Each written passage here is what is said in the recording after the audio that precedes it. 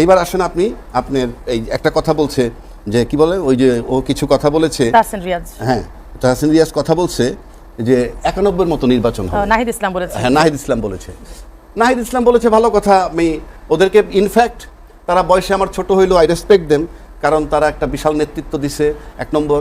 2 নম্বর তারা দল গঠন করেছে, তাদের বয়স সবার 25-এর ঊর্ধ্বে। সংবিধান বলছে 25 হইলে এমপি হইতে পারবে, এমপি হলে সে মন্ত্রী হইতে পারে। সুতরাং আমি তাদেরকে শ্রদ্ধা করি, সম্মান করি, বাট কাছে যখন আসে হয়তো ছোট ভাইয়ের মতো ট্রিটমেন্ট করি। কিন্তু ইনফ্যাক্ট তারা শ্রদ্ধা পাও না, যেহেতু সে পার্টি, এবং তারা পার্টির পক্ষে যখন কথা বলে আমরা তখন তাদেরকে বেয়াদব বলি। কীরকম আমি বলি, ও আমার সামনে আছে বলে তা না, আমাদের সন্তান যার বয়স 25, 26, 27 সে যখন আমাকে অ্যাডভাইস দেয় আমি একাগ্র চিত্তে গ্রহণ করি এবং অন্যের কাছে গিয়ে বলি মাই সান ইজ ভেরি ট্যালেন্টেড। কিন্তু অন্যের ছেলে যখন আমাকে বলে তখন বলি তুমি এত বেশি বোঝো কেন, তারপরে বুঝাইতে চাইলে বলি তুমি ইসরে পাকা। That is our common practice. সুতরাং তাদেরকে আমরা নেতা হিসেবে অ্যাকসেপ্ট করি নাই, এটা আমাদের সবচেয়ে বড় বদান্যতা। আর এটার অন্যতম কারণই হলো যাদের বয়স 60-65 ঊর্ধ্বে উঠে গেছে, ওদের একটাই থিওরি, ওরা মনে করে ওরাই সব। আব্দুল অলরেডি বলতেছে আমরা জীবনের ঝুঁকি নিয়ে নির্বাচন করতেছি। হাদি মারা গেছে বিকজ তাদের যে থিওরিটা, তাদের যে কনসেপ্টটা, it's a new concept which is not accepted by any of the party যারা পাওয়ারে ছিল। যে 2টা পার্টি পাওয়ারে ছিল তাদের কেউ তাদেরকে অ্যাকসেপ্ট করে নাই, এবং আজকে তারা ভীত সন্ত্রস্ত। আর যে কথাটা বলছে শুধুই ভয় বলছে। কেন বলি, 91 সালে নির্বাচন হইল আপনার ইন্ডিয়ার কেয়ারটেকার গভর্নমেন্টের অধীনে, শাহাবুদ্দিন সাহেবের অধীনে। আপনি বলেন 91 সালে যে নির্বাচনটা হয়েছিল সেখানে শুধুমাত্র এরশাদ সরকারের পতন হয়েছে, তার সাথে তার মন্ত্রী পরিষদ, বাকি টোটাল জিনিসটা ইনট্যাক্ট ছিল। পুলিশ, আর্মি, বিচারপতি ও যত কিছু দেখেন সব ইনট্যাক্ট। সাজানো বাগানে আপনি নির্বাচন করেছেন। আর এবার কি হয়েছে, বাইতুল মালের খতিব পালায় গেছে, বাংলাদেশ ব্যাংকের গভর্নর পালায় গেছে, বিচারপতিরা পালায় গেছে, পুলিশ পালায় গেছে, এরপরে যদি বলে আর্মির জেনারেল পালায় গেছে, তো কিছুদিন আগে কিন্তু ডিআইজি পালায় গেছে। তারপরে যখন নাহিদ বলে আমার কাছে মনে হয় যে অন্তত গুড বুকে থাকি যাতে পরবর্তী সরকার ক্ষমতা এসে আমার না ধরে, এবং আমি স্বীকৃতি দিচ্ছি যে হ্যাঁ একটা সুন্দর নিরপেক্ষ, এটা কিছুই না। সেটা নাহিদ বলেছেন, কিন্তু হাসনাত আব্দুল্লাহ যে বললেন যে তারা জীবনের ঝুঁকি নিয়ে নির্বাচন করছেন, তার কেন এই মন্তব্যটা? তাহলে মন্তব্যটা ওই যে হাদির পরিণতি দেখছে, প্লাস আপনি বিপ্লবকে অ্যাকসেপ্ট করে নাই, বিপ্লব জিরো হয়ে গেছে, সুতরাং সেই কারণে বলছে।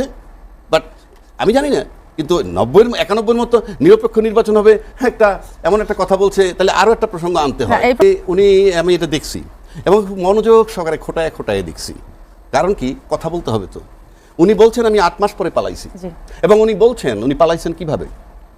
উনি বলছেন উনি 6 বার সিম বদল করছেন, উনি বলছেন উনি 4-5টা বাসা বদল করেছেন, সিম বদল করেছেন, বাসা বদল করেছেন, ওনার মাথার যে আলগা চুল সেটা সরিয়ে ফেলেছেন, উনি সুন্দর দাড়ি রেখেছেন, তবে তার ভিতরে একটা ইনোসেন্স ভাব আছে দেখে চেহারার গ্লেজটা এখনো মোটামুটি আছে। এবং উনি বলছেন যে আমার ওয়াইফ সবগুলা করেছে, এবং কিভাবে করেছে ফাইনালি তাকে অ্যাঙ্কার বারবার প্রশ্ন করছে কিভাবে করলেন, বলল প্রশাসনের লোকজন আমাকে সহযোগিতা করছে। তাহলে 5 আগস্টের 8 মাস পরেও যখন প্রশাসনের লোক পতিত সরকারের লোকরে দেশ থেকে পালানোর জন্য সহযোগিতা করে, 8 মাস তো থাকবার জন্য করলো, তারপরে পালাতে সহযোগিতা করলো, তাহলে আপনি বুঝেন তাহলে নাহিদ যে কথাটা বলছে শুধুই বাঁচার জন্য। 1 নম্বর। 2 নম্বর, উনি পাশাপাশি আরো একটা কথা বলছে, এটার মানে হচ্ছে যে প্রশাসন যাচ্ছে তাই। আরেকটা কথা বলছেন যে আমি এখানে কিন্তু একেবারে বসে নেই, আমরা বিভিন্ন সংস্থার সাথে শুধুই না যে আওয়ামী লীগ বেস যদি নির্বাচন হয় সেই নির্বাচনটা গ্রহণযোগ্য হবে না, এবং ইনক্লুসিভ নির্বাচন দাবি আমার কাছে লেখালেখি সে অলরেডি বলছে আমি বিদেশি বিভিন্ন দেশের সাথে বিভিন্ন সংস্থার কাছে লিখছি, এবং আমরা এই বিষয়টা নিয়ে, তার মানে মনে হচ্ছে এই নির্বাচন যত স্মুথলি করে ফেলুক না কেন, কিংবা রক্তাক্ত ইলেকশন যে ইলেকশনই হোক, যারাই ক্ষমতায় যাবেন, আমার কাছে এই মোমেন সাহেবের বক্তব্যটাই মনে হচ্ছে যে ইলেকশনের পরপর বলতে যে পরের দিন তা নয়, হয়তো অল্প সময়ের মধ্যে এই দাবিটা হয়তো ত্বরান্বিত হতে পারে। কেননা ইতিমধ্যে ইনক্লুসিভ নির্বাচন নিয়ে কিন্তু বলতে গেলে সবাই মুখ বন্ধ রাখছে, কেউ বিরোধিতাও করে না, আবার প্রকাশও করে না যে ইনক্লুসিভ নির্বাচন হওয়া দরকার। কারণ ইনক্লুসিভ নির্বাচন এই মুহূর্তে যদি কোনো দল দাবি করে, দায়িত্বশীল কোনো দল যদি দাবি করে হ্যাঁ না ইনক্লুসিভ নির্বাচন ছাড়া আমরা নির্বাচনে যাব না, আর যদি সরকার অ্যালাউ করে ফেলে তাহলে কিন্তু তারাই বাটে পড়বে।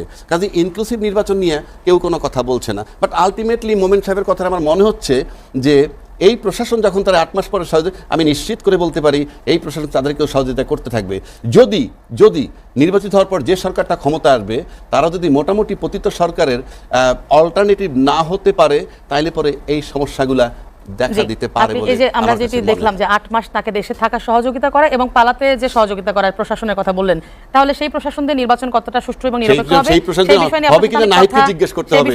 নিশ্চিতভাবে ইলেকশন কমিশন তাদেরকে হচ্ছে আপনার মনোনয়ন তাদের বৈধতা দিয়েছে, এবং খুবই সিগনিফিক্যান্ট একটা কমেন্ট, যেটা অলমোস্ট সকল পত্রিকায় এসছে। সেই পত্রিকায় এই কমেন্টটা আপনি তো নিজেও দেখেছেন হয়তো। সেখানে একজন প্রার্থীকে, বিএনপির একজন প্রার্থীকে নির্বাচন কমিশন বলেছে যে মনোনয়ন বৈধ করে দিলাম, কিন্তু ব্যাংকের টাকাটা দিয়ে দিও। মানে this is how they are going. তো দেখেন এটা খুবই প্রাসঙ্গিক একটা আলাপ, যে আপনি লিগ্যাল ফ্রেমওয়ার্কের মধ্যে আপনি আসলে কোন প্রার্থীদেরকে আপনি অ্যালাউ করবেন, কোন প্রার্থীদেরকে আপনি অ্যালাউ করবেন না। আপনার এমন প্রার্থী যারা আপনার ডুয়েল সিটিজেনশিপ ক্যারি করতেছে, যেটা আইনগতভাবে বৈধ না, আপনি এমন প্রার্থীকে আসলে অ্যালাউ করবেন কিনা। যদি আপনি অ্যালাউ করেন, সেটা কোন বেসিসে করবেন সেটা তো আমরা জানতে চাইতেই পারি, এটা অস্বাভাবিক কোনো ঘটনা না। এবং প্যারালালি আপনি যদি কোনো মানে ঋণ খেলাপি যদি কাউকে যদি আপনি মানে অযাচিতভাবে আপনি যদি তাকে বৈধতা দেন, সেটা তো একটা খুব কমন কোশ্চেন, যে আমার পক্ষ থেকে সেই কোশ্চেনটা থাকতেই পারে যে আপনারা কেন এই কাজটা করতেছেন। কাজেই এটা আমরা আমাদের মতন করে আমরা বলেছি, আমরা বিগত 2-3 দিন ধরে আমরা বিভিন্ন জায়গায়, বিভিন্ন প্রেস ব্রিফিংয়ে, বিভিন্ন টকশোতে আমরা আমাদের মতন করে কথাগুলো বলেছি, যে পক্ষপাতিত্বের একটা অভিযোগ পাওয়া যাচ্ছে। যেমন আপনি দেখবেন যে বিভিন্ন জায়গায় যখন মনোনয়ন নিয়ে যখন স্থানীয় পর্যায়ে যখন এই আলাপগুলো ছিল, যখন তাদের বৈধতা বা তাদের বাতিলের প্রসঙ্গগুলো এসছে, আমরা সেখানেও দেখেছি যে লোকাল গভর্নমেন্ট হচ্ছে বিভিন্ন জায়গায় কিছু পক্ষপাতমূলক আচরণ করেছে। এবং এমনটাও আমরা দেখেছি যে প্রার্থীর সাথে যেই আইনশৃঙ্খলা বাহিনীর লোক বা ভিতরে যে আইনশৃঙ্খলা বাহিনীর লোক বিএনপির প্রার্থীতা বৈধতা পাওয়ার পর তারা একসাথে তালি বাজাচ্ছে। কাজেই দেখেন এই আচরণগুলো তো আসলে নিরপেক্ষ আচরণ না, আপনি এটাকে কোনো ফ্রেমওয়ার্কের ভিতরে এখানে একটু আমি ইন্টারাপ্ট করতে চাই। কিছুক্ষণ আগে নিরুফা চৌধুরী মনিয়াপা বলছিলেন যে হাসনাত আব্দুল্লাহর বাবা যে কথাটি বলেছেন, এই বিষয়টা আপনি কিভাবে দেখছেন? আমি প্রথমত ওই পুরো কন্টেন্টটা দেখি নাই। আমি পুরো কন্টেন্টটা দেখি নাই, আমার এখনো দেখার সৌভাগ্য হয় নাই। দ্বিতীয়ত আমি পুরো কন্টেন্ট আপনি যে কথাটা বললেন সেই কথা থেকে আপনি কি বলবেন? কারণ হাসনাত আব্দুল্লাহ এবং সেটা উত্তর দিচ্ছি, সেটা উত্তর দিচ্ছি, মানে কোনো কিছুকে ধরে নিয়ে তো আমি উত্তর দিতে পারি না, আমাকে আমার ওয়েতে উত্তরটা দিতে হবে আর কি। কাজেই দেখেন ওই ভিডিওটা যেহেতু আমি দেখি নাই, কাজেই আমার মন্তব্য নাই। তবে একটা ব্যাপার আমি বলতে পারি যে ভিডিও যে কোনো কন্টেন্ট দেখার বেসিস আছে কিছু, আপনি পুরো বক্তব্যটা নিতে হবে। কোনো কাট পিস আপনি নিচ্ছেন কিনা, সেটা এআই ফরম্যাটেড কোনো ভিডিও কিনা, এগুলো অনেক কিছু জানার প্রসঙ্গ আছে। কাজেই আমি যখন জানতে পারবো এটা ব্যাপারটা এরকম কিছু কিনা, তখন হয়তো আমি কমেন্টটা আপনাকে করতে পারবো। আর আপনি যেটা প্রসঙ্গ যেটা বলেছেন যে নীলুফা আপনার কাছে যতটুকু শুনেছি ততটুকুর উপর কি বলবো, তো দেখেন এটা হাসনাত আব্দুল্লাহর বাবার প্রসঙ্গ না, এটা যে কেউ যদি বলে যে আমি আমার ছেলে পারলে 3টা খুন করবে, এটা তো আইনগতভাবে মানে রাইট কোনো স্পিচ না, এটা যে কেউই দেখ, এটা কারোর জন্যই এই স্পিচটা আপনার প্রযোজ্য না। এটা হাসনাত আব্দুল্লাহর বাবার প্রসঙ্গে আমি বলছি না, এটা যেই বলুক, এটা লিগ্যাল ফ্রেমওয়ার্কে। তবে এটা যদি এমন কোনো রেটরিক হয়ে থাকে যে সে যদি এমনভাবে কোনো বক্তব্য যদি তিনি আর্টিকুলেট করতে চায় বা বলতে চায়, যেমন হাদিকে মারতে এসছে, ওই সময় যদি হাদি এটাকে এনকাউন্টার করতো, ওইটাকে আপনি কিভাবে বিশ্লেষণ করতেন? যদি প্রসঙ্গটা এমন হয়ে থাকে, তখন কিন্তু ওই পজিশনে আপনাকে যান বাঁচাইতে হবে, এবং এটা আইনগতভাবে ইভেন্চুয়ালি আপনার জন্য বৈধ। কাজেই আপনার ব্যাখ্যা বিভিন্নভাবে আপনার ব্যাখ্যা নেওয়ার সুযোগ আছে। দেখেন আরেকটা প্রসঙ্গ আমি আপনাকে একটু সামনে আনি, যেমন নীলুফার আপা বললেন যে এনসিপিও নির্বাচন কমিশনের সামনে আপনার স্ট্রাইক করেছে। এনসিপি নির্বাচন কমিশনের সামনে স্ট্রাইক করেছে একটা নির্দিষ্ট প্রতীক বরাদ্দের ইস্যুতে, স্ট্রাইক করেছে।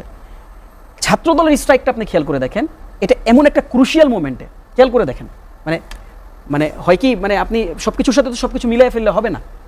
দেখেন কতটা ক্রিটিক্যাল মোমেন্টাম। যেদিন ছাত্রদল স্ট্রাইক করেছে সেদিন আপনার শুনানির শেষ দিন ছিল, এবং সেই দিন অলমোস্ট আপনার শুনানিতে 54 থেকে 55টা মামলা তারা অ্যাড্রেস করেছে।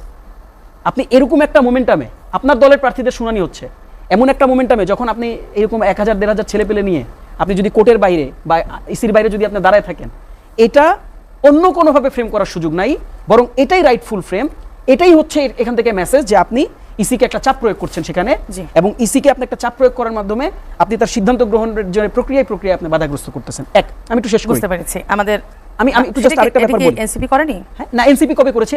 এরকম ক্রুশিয়াল মোমেন্টে এনসিপি প্রতি বরাদ্দ নিয়ে কথা বলেছে, সেটা তো, এবং মানে সেটা তো কোনো মানে দলীয় কোনো মানে এমন কোনো সেনসিটিভ কোনো মোমেন্টাম না। তো আমি আমার দাবি নিয়ে ইসির সামনে যেতে পারি না, কিন্তু আপনি এইজন্য আমি তো আপনাকে এটা তো বিএনপির জন্য তো সেনসিটিভ মোমেন্ট। আপনি আমার বক্তব্যটা আরেকবার শুনবেন, প্রয়োজনে পরবর্তী সময় শুনেন। আমি একটা স্পেসিফিক সিচুয়েশন বর্ণনা করেছি। ওই সিচুয়েশনে কি বিএনপির এই স্ট্রাইকটা মানে ওই এনসিপির স্ট্রাইকটা পড়ছে? এনসিপি যখন স্ট্রাইক করেছে ভিতরে কি শুনানি চলছিল? মানে আপনি কোনটার সাথে কোনটা মিলাবেন সেটা তো আমাকে বুঝে মিলাইতে হবে। কাজে ওই জন্য আমি নীলুফার আপাকে ওই জায়গাটাতেই কাউন্টার করেছি। আমি এখানে একটা লাইন যোগ করি। আমি প্রথম স্ট্রাইকের কথাটা বলছি, কিন্তু ওই গ্যাজেটে নাম আসার পরে স্ট্রাইকের দ্বিতীয় স্ট্রাইকটা হচ্ছে শাপলা কলি না শাপলা ফুল, এটা তো তারা কিন্তু ওই প্রথম থেকে যে শুরু করেছে, এই ইসি পক্ষপাতী, এই ইসি বিএনপির, এই ইসিকে চাই না, এই ইসিকে, ওইখান থেকে কিন্তু টু বি কন্টিনিউ। এখানে কিন্তু আর কোনো গ্যাপ ছিল না। স্ট্রাইকটা 2বার 3বার করেছে, কিন্তু সবসময় তারা কথা বললে, 3টা কথা বললে দেড়টা কথা ইসির বিরুদ্ধেই বলতো। তো এখন তো আপনারাও তো তাই করতেছেন। আমরা তো প্রমাণ দিয়ে বলছি, আচ্ছা, আমরা প্রমাণ ঠিক আছে, কিন্তু অনেক অভিযোগ আমরা পাই। কি অভিযোগ পান? একটু বলেন। পাওয়া গেছে one by one করে বলেন, অনেক শুনেছি যে এখন কথা হচ্ছে, অনেকেই বলে যে তাহলে এনসিপি তাহলে বিসিএস পরীক্ষা দিয়ে অফিসার হয়ে গালি দিক, ব্যাপারটা এরকম হয়। মানে এটা কে বলেছে? অভিযোগটা কে দিয়েছে? এরকম অভিযোগ আমরা অনেক সামাজিক অনেকে যোগাযোগ মাধ্যমে দেখেন, পাই। আমি যদি বলি যে আপনার বিরুদ্ধে আমি অনেক অভিযোগ পাই, হ্যাঁ দেখেন ব্যাপারটা এইভাবে না। আপনি এইভাবে তো একটা টক শোতে আমরা কিন্তু নিউজও পাই, সেটা আমাকে স্পেসিফিক কোট করেন না যে এই নিউজে আমি দেখছি, এই নিউজের বরাত দিয়ে আমি বলছি যে এই অভিযোগ এসেছে। স্পেসিফিক কোট করলে তো আমি অ্যানসার দিতে পারি, বাট আপনি যদি আমাকে বলেন ওভারঅল আপনার বিরুদ্ধে মানে এনসিপির বিরুদ্ধে বা অভিযোগ যেটা আসছে সেটা কি ভাই? অভিযোগটা আমাকে স্পেসিফিক ভাবে বলেন। আপনাদের যে কথাবার্তাগুলো আমি বললাম এতক্ষণ ধরে, বা আপনি যে বিষয় নিয়ে কথা বলছিলেন, শুধুমাত্র বিএনপিকে দোষারোপ করে কথা বলছিলেন, আমি যে বিষয়টা নিয়ে দেখেন এখানে নীলুফার আপা মিনিমাম 10 মিনিট কথা বলেছে। জি, তার আমি আগে আপনাকে কোনো সুযোগ ধরনের দিয়েছি। দোষারোপের কথা আমি বলি নাই, উনি বলেছেন। তিনি 10 মিনিট বলেননি, কিন্তু মানে আমি সময়টা আমি সবাইকে সমানভাবে দেওয়ার চেষ্টা আমি করেছি। এক্সাম্পলই বলছি। জি, কাজে আমি অভিযোগের কথা, আপনি আমাকে প্রশ্ন করেছেন, আমি উত্তর দিচ্ছি। আমার সাথে কিন্তু বিএনপির কোনো প্রবলেম নাই। বিএনপির সাথে প্রবলেম ইলেকশন কমিশন তার পোস্টাল ভোট নিয়ে, তারা তাদের মতন করে এটা সমাধান করুক, আমার সমস্যা নেই। আপনি যে প্রসঙ্গটা এনেছেন, আমি আপনাকে প্রশ্ন করলাম, আপনি আমাকে স্পেসিফিক দেখান যে এই অভিযোগ যেটা আপনি সংবাদপত্রে দেখেছেন, সেটার বিরুদ্ধে আপনি আমাকে, সেটার কাউন্টারে আপনি আমার কাছে প্রশ্ন করেন, আমি উত্তর দিচ্ছি। কিন্তু আপনি যদি আমি নীলুফার আপাকে বললাম যে আপনাদের বিরুদ্ধে অনেক অভিযোগ পাই, আপনি এটার উত্তর, ভাই এটা নীলুফার আপা তো উত্তর দিতে পারবে না, সুযোগ নাই তো উনার। আমি যদি উনাকে বলি ভাই 9 দিগন্তের অমুক জায়গায় অমুক অভিযোগ আপনার বিরুদ্ধে এসেছে, আপনি কি এর ব্যাপারে জানেন, উনি আমাকে উত্তর দিতে পারবে। কাজে ঢালাওভাবে আপনি যদি আমার উপর কিছু চাপায় দেন, সেটা আসলে আমি নিতে রাজি না। আমিও যদি আপনাকে চাপাই, আপনার এটা নেওয়া উচিত না। না না, আপনি হাসনাত আব্দুল্লাহর ভিডিও আসলে এখনো দেখেননি, দ্যাটস ওয়াই আপনি হয়তো অনেক কিছু বলতে পারছেন না। এবং হাসনাত আব্দুল্লাহ বলেছেন যে তিনি জীবনের ঝুঁকি নিয়ে নির্বাচন করছেন, তাহলে এত ভয় কেন আপনাদের? না এটা আচ্ছা মানে না না, আপনারা এই অন্তর্বর্তী সরকারকে ছাত্ররাই নিয়োগ দিয়েছে, তার মধ্যে আপনারাই পড়েন। এখন মানে হাসনাত আব্দুল্লাহ যে ভয়, হাসনাত আব্দুল্লাহ তো এনসিপির একটা গুরুত্বপূর্ণ নেতা একজন, তো তার যদি ভয় থাকে এবং তার ভিডিও আপনি দেখেননি, তাহলে আপনার কাছে তো ডিটেইলস আমি আর এখন আমি একটা কথা বলি, ওই নীলুফার আপা আপনি মিসকোট করেছেন, আমি তো বলে দেন না মিসকোট করেছেন। নীলুফার আপা যে ভিডিওর কথা বলছে সেটা হাসনাত আব্দুল্লাহর বাবার। হ্যাঁ, সেটা হাসনাত আব্দুল্লাহর বাবার ভিডিও কথাই বলেছি। হাসনাত আব্দুল্লাহর বাবার ভিডিও আমার অ্যালগরিদমে আসবে, এটা স্বাভাবিক না, এটা অস্বাভাবিক। হাসনাত আব্দুল্লাহর ভিডিও আমি দেখেছি, সেটাতে কোনো সমস্যা নেই। এটার উত্তরটা দেই। হাসনাত আব্দুল্লাহ যে ভিডিওটাকে আপনি বলছেন, দেখেন তারেক রহমান একেবারে 5 আগস্টের পরপর ইলেকশনের ব্যাপারে বলেছিল, একদম কমেন্ট আছে, গো ফর সার্চ, আপনি পেয়ে যাবেন। আপনি তো আমাকে সবকিছু চাপে দিচ্ছেন, আমি আপনাকে স্পেসিফিক বললাম, সার্চ করেন। সেখানে কি বলেছেন? সেখানে তিনি বলেছেন যে আগামীর ইলেকশন সবথেকে কঠিনতর ইলেকশন হবে। এটা কি তিনি ভয়ে বলেছেন? এটা তো ভয়ের প্রসঙ্গ। এটা কি তিনি, আমি যদি এটাকে ফ্রেম করি, এটা ভয় বলেছেন? দেখেন আমাদের ব্যাক টু ব্যাক আমাদের কাছে অনেকগুলো ঘটনা আছে, স্পেশালি হাদির ঘটনাটা তো আমাদের জন্য অনেক সিগনিফিক্যান্ট একটা ঘটনা। এই ঘটনার পর যদি হাসনাত আব্দুল্লাহ বলে যে আমি আমার জানের রিস্ক নিয়ে আমি ইলেকশন করতেছি, আমি তো মনে হয় যে ইলেকশন যারা করতেছেন তাদের সবার মধ্যে তো এই ফিয়ারটা কাজ করছে। এই ফিয়ারটা তো কাজ না করাটা কোনো ইস্যু নেই। এখন আপনি বলতে পারেন যে, এখন আপনি যদি আমাকে প্রশ্ন করেন, আপনাকে আমি 10 মিনিট সময় দিয়েছি, অনেক সময় দিয়েছি, আর আপনি সময় দেওয়া যাচ্ছে উত্তরটা না। নিয়ে নেন। আপনি আমাকে বলেছেন যে এই ভয়টা কেন? ভাই এটা কি একটা প্রশ্ন হইলো? মানুষ ভয় পাইতে পারে না, সিচুয়েশন দিয়ে মানুষ ভয় পাইতে পারে না। ভয়টা কেন প্রশ্ন হলো? কারণ হচ্ছে অন্তর্বর্তী সরকারকে ছাত্ররাই নিয়োগ দিয়েছে, তার মানে আমি ভয় পাইতে পারবো না? মানে ধরেন আপনি নিয়োগ দিয়েছেন, আপনি আমাকে কেন সেটা নিয়ে প্রশ্ন করতে পারি আমি? আমি আপনাকে আইন শৃঙ্খলা বাহিনী, সেটা নিয়ে প্রশ্ন করেছি, আইন শৃঙ্খলা বাহিনী আমি কথা বলবো, কারণ আপনাকে 10 মিনিটের বেশি সময় তো আমি দিতে পারছি না।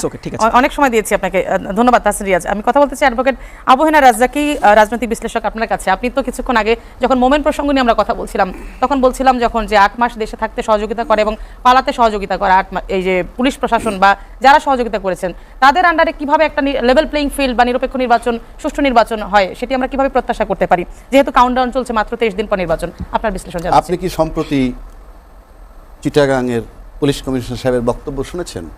সেখানে উনি বলেছেন 3 শতাধিক দুষ্কৃতকারীকে চট্টগ্রামে ঢুকতে নিষেধ করছে পুলিশ। পুলিশের কোন আইনে আছে এইটা যে দুষ্কৃতিকারীদেরকে আপনি ঢুকতে দিবেন না? চিটাগাং না ঢুকলো তাহলে তো কোথাও থাকবে। এটা বলার তো রাইটই আর নাই। ওনার তো গ্রেফতার করতে হবে। এবং সেখানে তালিকা প্রকাশ করছেন, এবং তারা রাজনৈতিক দলের সাথে সম্পৃক্ত। কোন দলের সাথে আমার বলার প্রয়োজন নাই, সম্পৃক্ত দুষ্কৃতিকারী বলছেন, তাহলে তাদেরকে প্রবেশে নিষেধ করবেন কেন?